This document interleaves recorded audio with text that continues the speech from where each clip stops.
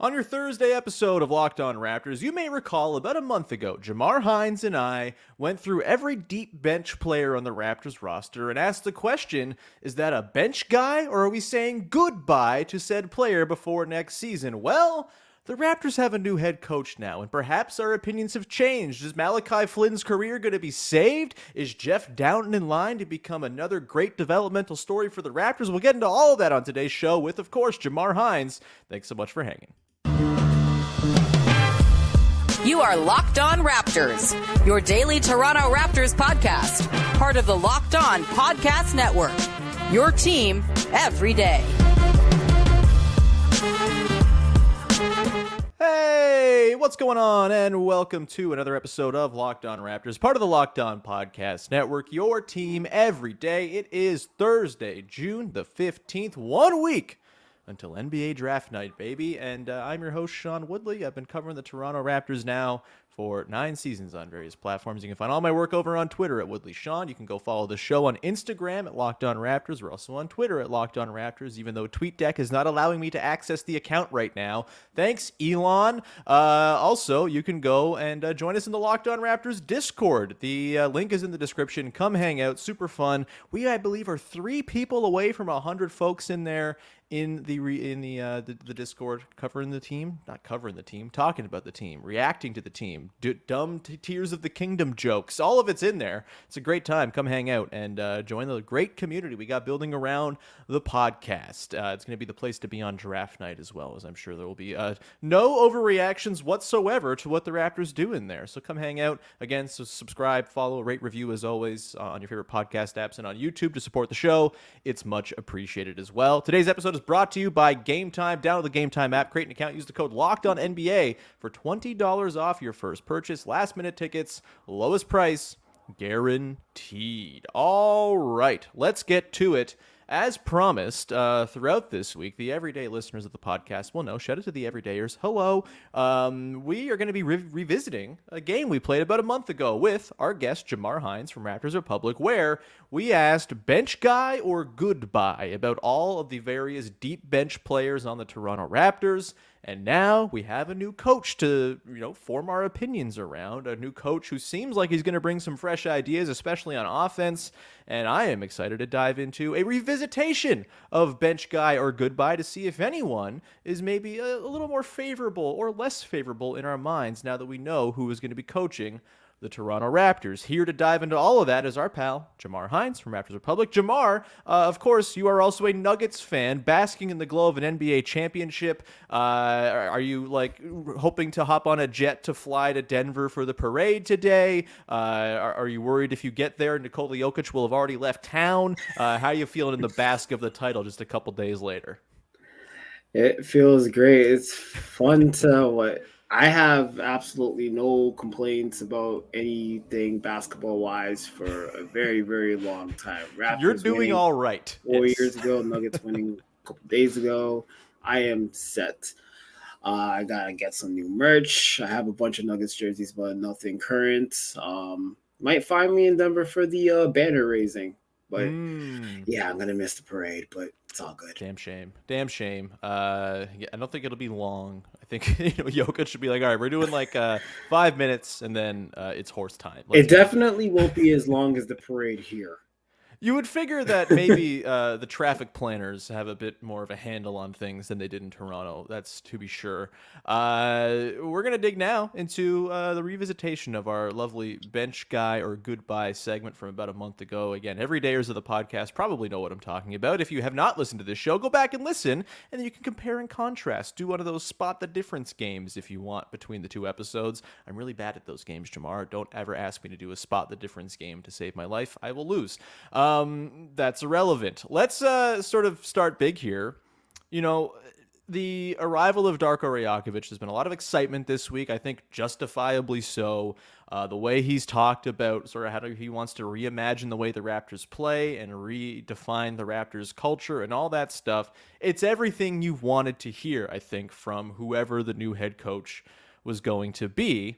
And it brings into, question, I think a big part of this past season's issue was this sort of push and pull between the idea that the roster just wasn't good enough and there was not enough depth on the team for Nick Nurse to truly actually trust these guys versus the idea of Nick Nurse just letting guys make mistakes and grow through them. I come down on kind of in the middle. I don't think the roster was especially deep, and I don't really blame Nick Nurse for not wanting to play Malachi Flynn 25 minutes a night. That said, maybe the team would be in better shape had he gotten 25 minutes a night or whatever as a backup point guard.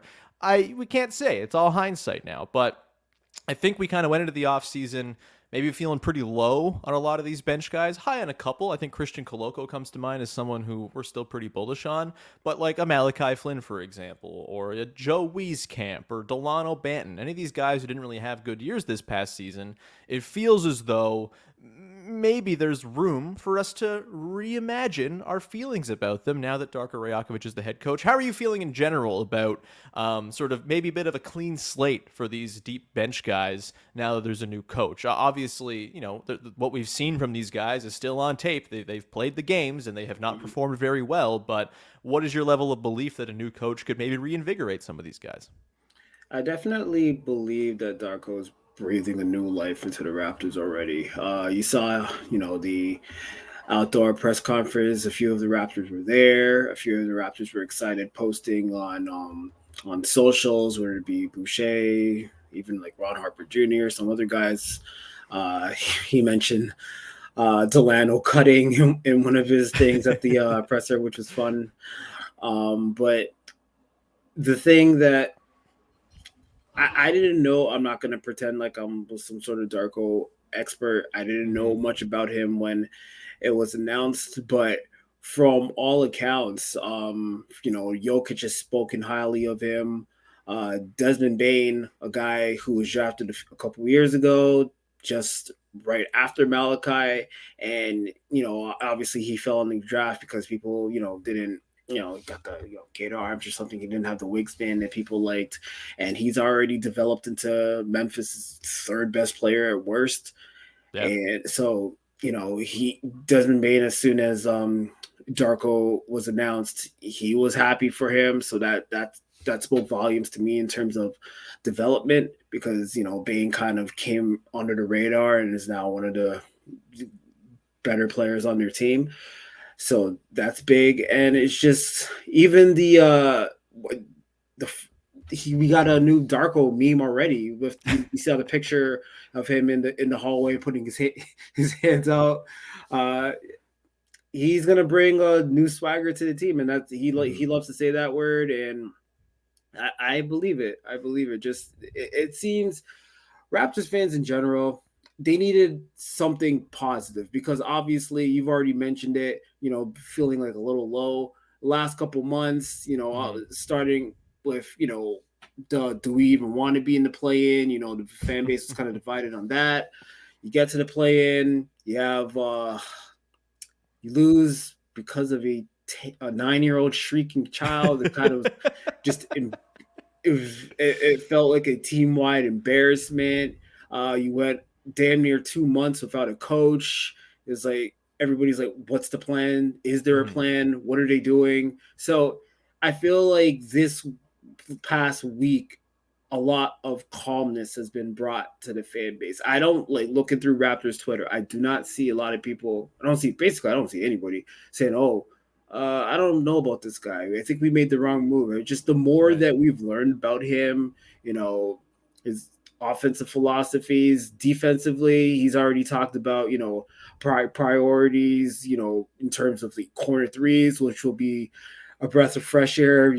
Raptors been leaving corner threes open for the last few years, and everybody's pretty much hated that. So yeah, there's just been a lot of different aspects of Darko already that I'm excited to learn more about. That, it was just fresh ideas. It was needed, to be honest. Yeah, it has felt like a bit of a turning point for the tone and tenor of the fan base. Obviously, there's still plenty of, dissent in the ranks regarding what should happen with Fred VanVleet and Gary Trent Jr. and the general direction of the team. And look, everyone has their own stance on it. That's fine. No one's more right or wrong than anybody else. I'm the most right, but that's fine.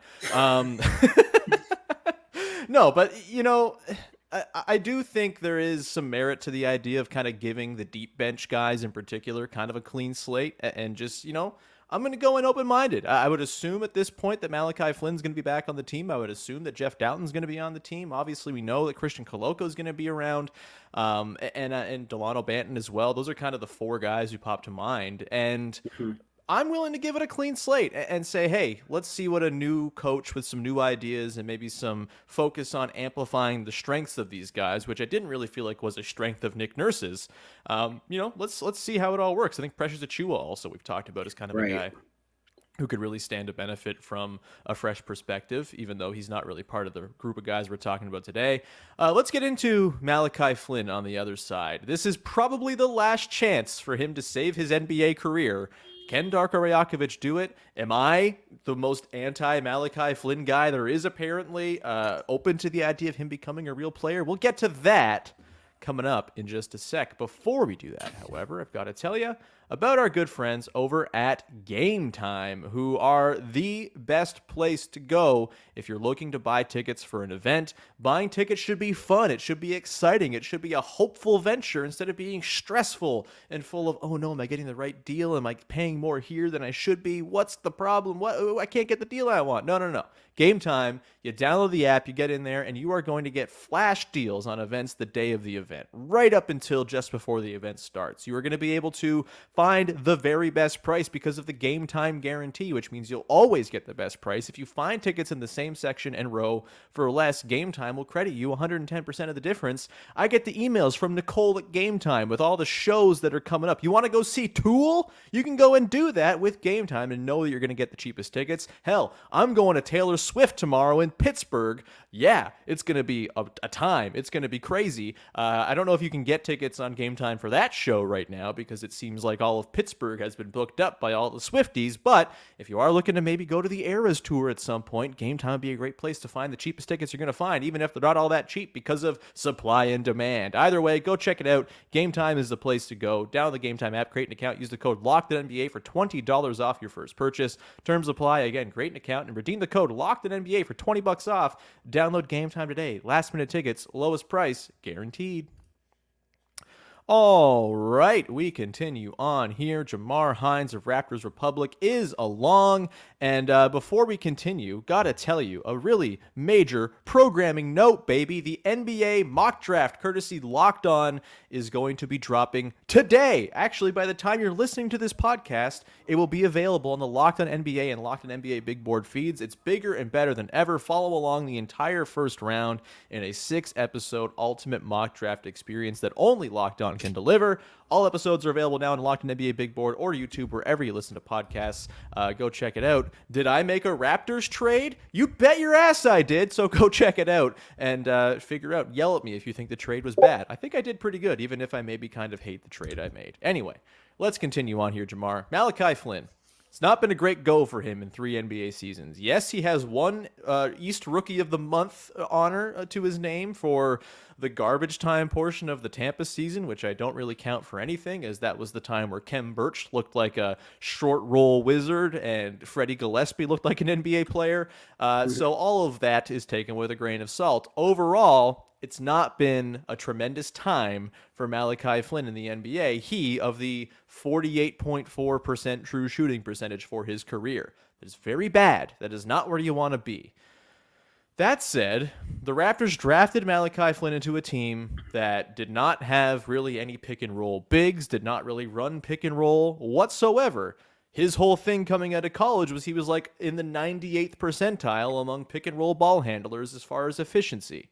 And so, Darko Rajaković is a dude who's written dissertations on the value of the pick and roll, the operation of the pick and roll. You would assume that with Jakob Poeltl presumably back on the team and Christian Koloko, who seems like he's got a lot of upside as a potential pick and roll rim running big, that there will be more room for pick and roll in the Toronto Raptors offense. Hell, you got Pascal Siakam has a history as being a good roller and a ball handler in pick and roll. You got Scotty Barnes, whose best stretch of the season last year came as a pick and roll short roll guy. So there are options here. for Malachi Flynn to partner up and start running more pick and roll in an environment that he might be more comfortable in, just, considering what his skills were coming out of college. Obviously the shooting has got to be there. It has not been there. And if that's not going to be there, then none of this matters. But are you at all intrigued? I think we both had Malachi Flynn as a good buy, or I certainly did. I can't remember exactly what you said about him when we did our episode about a month ago, but I am now not penciling him in as a backup or anything like that. I think that would be foolish to go in with him as like your backup point guard or something like that. But do I think there's a world in which Malachi Flynn carves out some kind of role for himself on this team? I'm more open to it now than I was a week ago, I think. Where are you at with Malachi Flynn? Do you think there's any hope of Darko Rajaković saving what could be kind of a dwindling career here? I think regarding Malachi, might have been a let me see who the coach is first type of thing. Right. But no, with Malachi, I think this might be more of a fresh start than anybody, honestly. Yeah. He had a couple stints where you saw what he could do potentially shooting wise, but they were kind of far and few in between.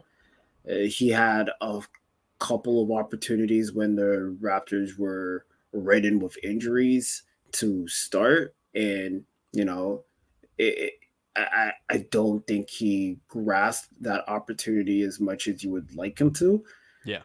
The thing with Malachi is, from just a mental perspective, with Nurse, he has a short rotation, and it's kind of hard to play when you looking over your shoulder. If you make one mistake, you're going to be put on the bench. Mm-hmm. That has to play into it a little bit.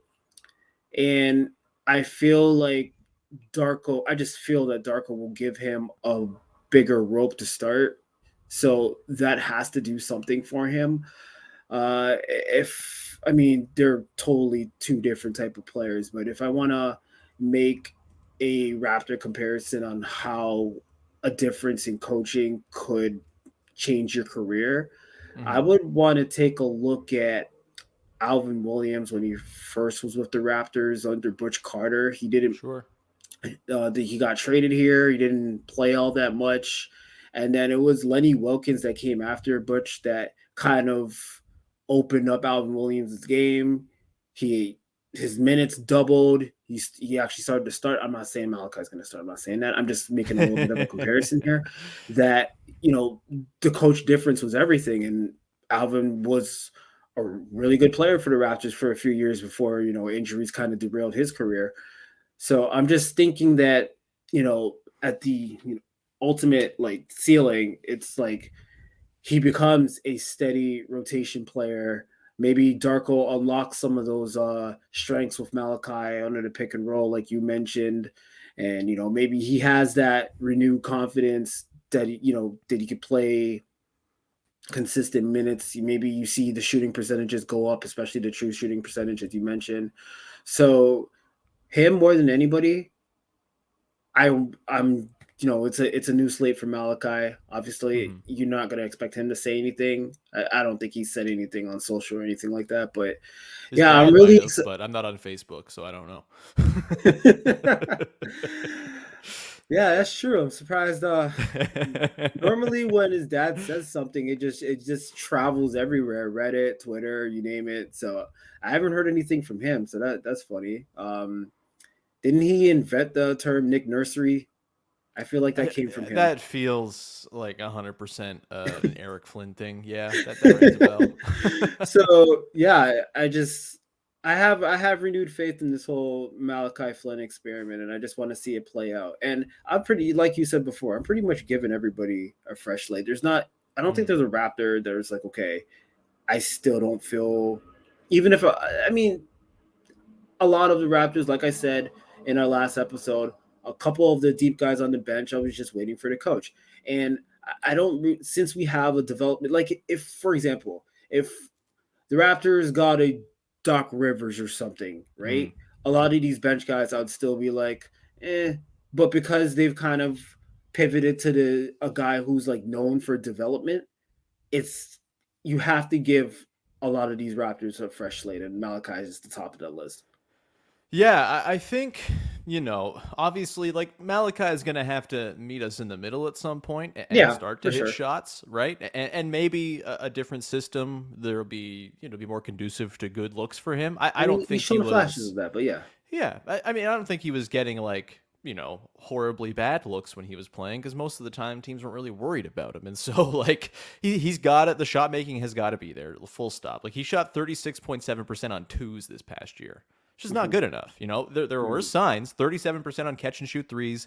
That's like, okay, you can work with that. Go with that and sort of have that be maybe the thing you can make this guy into. And look, am I going in with any expectation for Malachi Flynn? Not really, but am I open to the idea that he could emerge into being like a pretty reliable backup point guard by the end of the season, or like a third guard sort of mix-in option? That's got to be the goal, right? Absolutely. Yeah. Absolutely. Yeah. Like I've been pounding the get Monte Morris drum for years now, like the last couple seasons, I think. I really, really like Monte Morris. I think he would have been like a wonderful addition at last year's deadline if they could have pulled that off as well, just to like, double down on addressing their weaknesses. And is there a world in which Malachi Flynn becomes like a Monte Morris level player? That's maybe tough. Maybe like current Monte Morris. Previous Denver Monte Morris was a much better player than he is in Washington right now. But like serviceable, reserve guard who can play alongside good players and not detract. Absolutely. I think that's there if the shot making comes. And I'm going to be sort of skeptical on the shot making until we see it happen. But Sure. the other stuff, the sort of the circumstances conducive to him finding himself, I think will be there more. And I don't think Darko Rajaković is going to go in with preconceived notions of guys. If anything, he seems like he's just like a very compassionate, sort of thoughtful, wants to get to know guys on a personal level. Like I feel like he's going to go in without any preconceived notions and just say, hey, let's see what happens in camp and go from there. And so I think, Flynn's in a better shot to sort of surprise because of that than he would have been if Nick Nurse were the coach, or like you mentioned, they bring in more of a sort of a hard and fast sort of retread type, or someone who's a little more sort of focused on winning now. Maybe that wouldn't have been the shot that he would have gotten. So yeah, still probably on the side of he's not a Raptor beyond this coming season, but I'm more open to the idea that he is going to be a player that the Raptors can use and get something out of this year that I would have been before the hire of Rajaković. So take that for what it's worth. We'll come back on the other side. We're going to talk about Christian Koloko, Jeff Doughton Jr., Dalano Banton, three guys who I think are really interesting as far as like the developmental second wave of players on this team goes. And we'll kind of ask the question, who among those guys is going to benefit the most from Darko Rajaković? Maybe it's Malachi Flynn as well. We'll get into that in just a sec. Before we do, however, just a reminder, go check out Locked On Leafs, as right now the Leafs are preparing for what should be a wild offseason, and Mike DiStefano and Dave Morisuti do a wonderful job breaking it all down on Locked On Leafs, your daily Toronto Maple Leafs podcast. Go check him out wherever you get your podcasts and on YouTube. All right, Jamar, let's round this out. Koloko, Doughton, Flynn, Dalano Banton, all guys who you would think are going to get sort of a fresh start. I don't think maybe Koloko needed a fresh start. He was counted on quite a bit last season, and I think I'm very bullish on where he's going to head. I think he's probably the best player of this bunch, and it's not really close, sort of long-term speaking. But as far as guys who could benefit from Rajaković, is there someone in that group who really stands out as, ooh, I'm really excited to see how Rajaković deploys this guy? Is Koloko just like the chalk answer?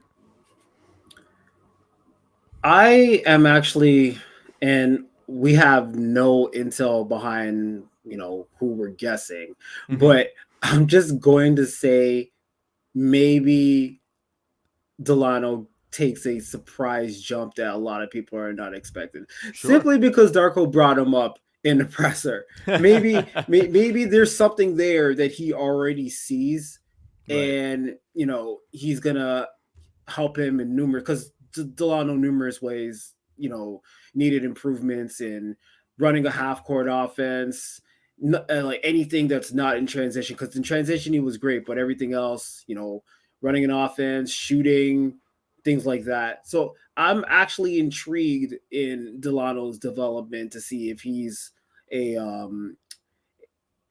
rotation player as well. Is he long-term kind of answer here or something like that. Mhm. And, you saw the game in at Detroit where he had the career high. I want to say it was Mhm. 27 points or something. It's just, do we get more flashes of that? He dealt with an injury for a big portion of this season. You could make the argument that he probably wouldn't have been in the rotation anyway, but it did cause him to miss quite a few games. He had another stint in the G League, but I feel like he was better in the G League last year than this year. So yeah, I'm interested in Delano's development in terms of that.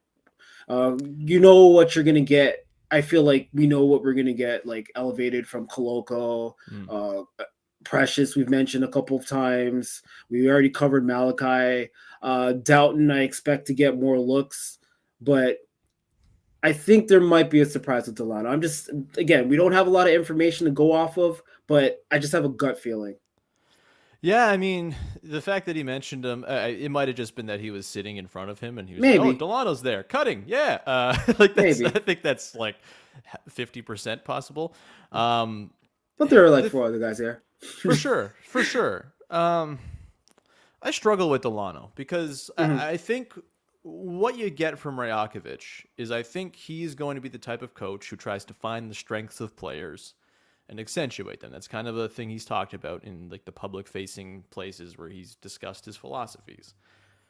My issue with Delano is I can't really discern a notable strength. Like I see it with Flynn, right? Like, okay, he's got pick and roll sort of awareness. He can run the pick and roll. There's a catch and shoot element there that could be tapped into a little bit more.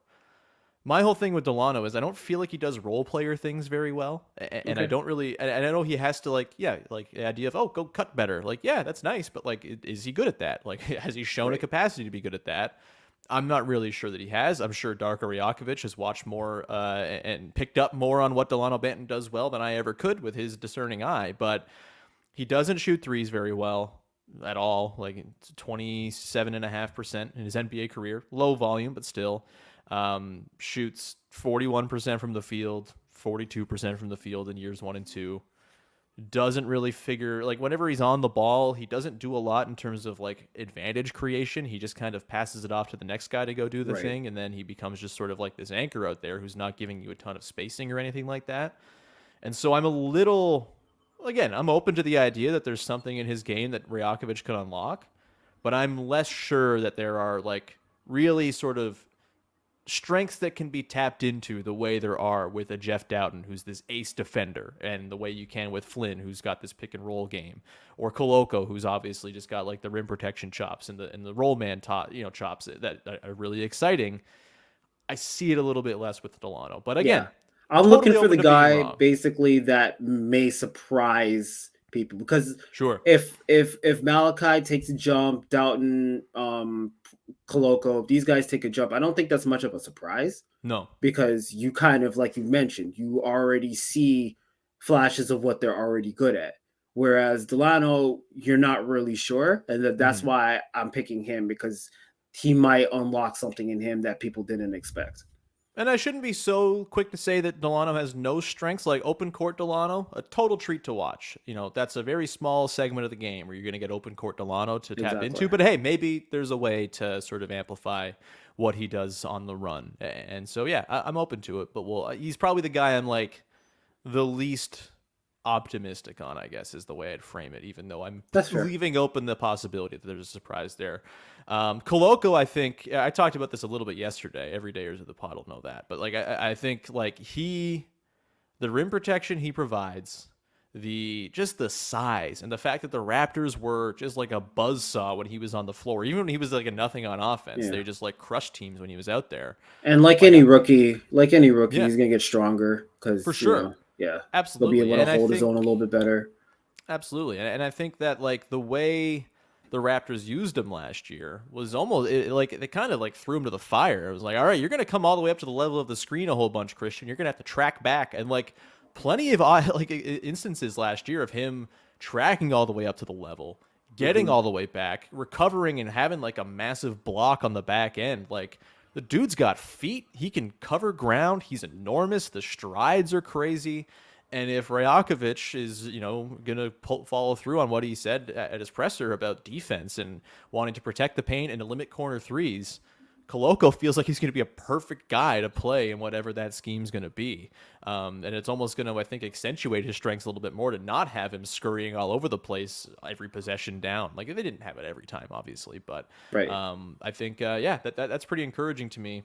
One guy who is not young, who is maybe a little forgotten, maybe being a little bit slept on, who we both had as a bench guy when we did this exercise a month ago, was Otto Porter Jr. Let's leave on him because...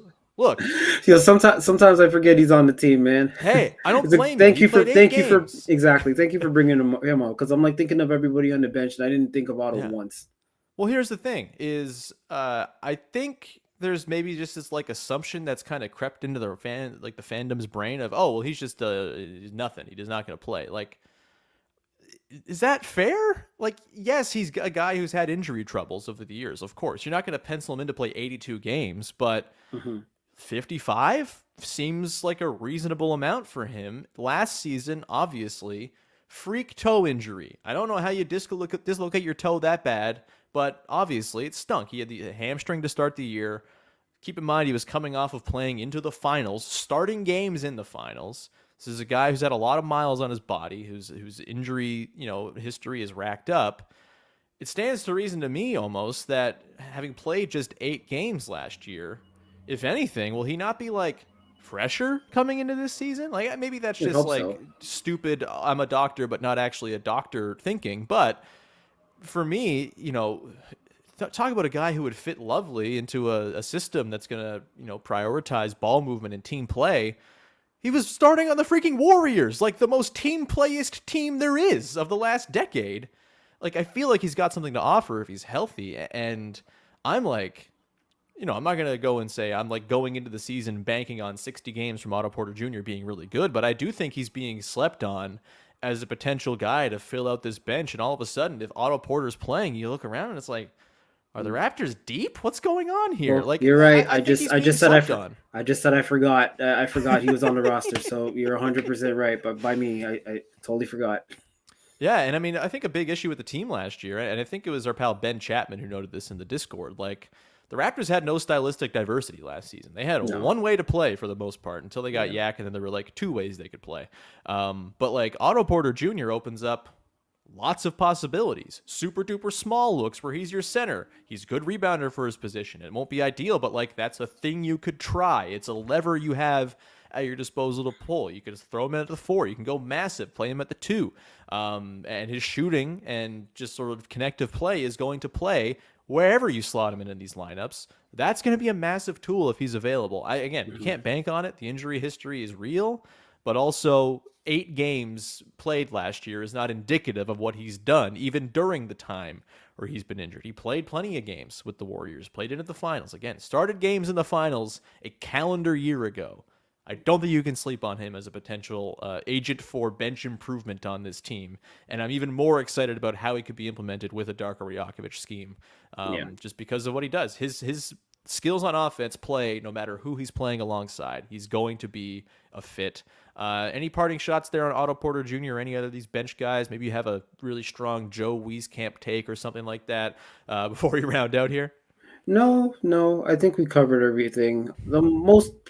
The biggest thing with Darko is I just don't want the Raptors to be a team that, like last year, that basically they just tried to win the margins and be bad at everything else. Because the numbers were staggering when if they couldn't win the possession battle. And a lot of times they would get 10, 15 more shots than the other team and still be completely manhandled at everything else, and it ended up being in the loss anyway. So I'm just excited to see a whole new philosophy.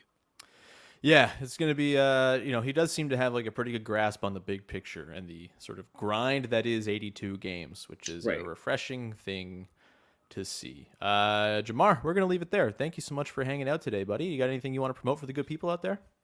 No problem. My Twitter handle, JamarBH, you can follow me there. I just want to give a quick shout out to a lot of my Bell colleagues, because obviously this industry is extremely tough. A lot of people got laid off yesterday. So, I'm just hoping a few of them that I work with, I'm hoping that they land back on their feet somewhere else. But yeah, it's not a lot of security in this industry, so it's always tough to see that. And it's people are getting laid off now at all times of the year because that never used to be a June thing, and now it's happening in June as well. So it's kind of one of those things where it's just like, geez, another one. So yeah, rough stuff. In particular, shout out to my pals out at TSN 1260 in Edmonton, a station that I have guested on to talk Raptors for like years and years and years, and always really enjoyed my time out there. But yeah, thoughts with everyone who got laid off yesterday at Bell. It stinks. It's as a former Bell layoff myself, it's not very pleasant. We will leave it there, however. Thank you for supporting this show. Thank you for supporting independent coverage of your favorite sports teams. And as the whole world seems to shift away from local coverage of your teams, we're not going anywhere, baby. We'll be here every day covering the Raptors, going into the offseason, into the new season, all that stuff. So thank you so much for your support. Thank you if you're a new listener to the show who's jumped on during the pre-draft ramp-up. Really loving having you as well. Thanks to all the YouTube commenters and the YouTube viewers and the Discord members. You're all the very best. Join the Discord, by the way. Link is in the description. Come hang out. Super fun. Ahead of the draft next week. It will be the place to be, and it's just a more pleasant place to talk about the Raptors than any other corner of the internet, I think, right now. So come join our little community that we got building there. We'll be back again tomorrow. I'm recording an episode today. Before I head off to Pittsburgh to go get Taylor Swifted up, I'll be recording a show about Scoot Henderson and digging into him as a prospect, just in case the Raptors decided to pull off that deal that we've all been talking about for like a month with the Blazers. So we'll have that tomorrow. We'll be back again next week with the draft. Joe Wolfon's going to pop on the show on Tuesday. Lots of great stuff coming up as we head into the draft next week. Thanks so much for tuning in. Thanks, Jamar, for hanging out. And thank you for hanging. We'll talk to you Monday or Friday. Yeah, Friday. Woohoo. Bye.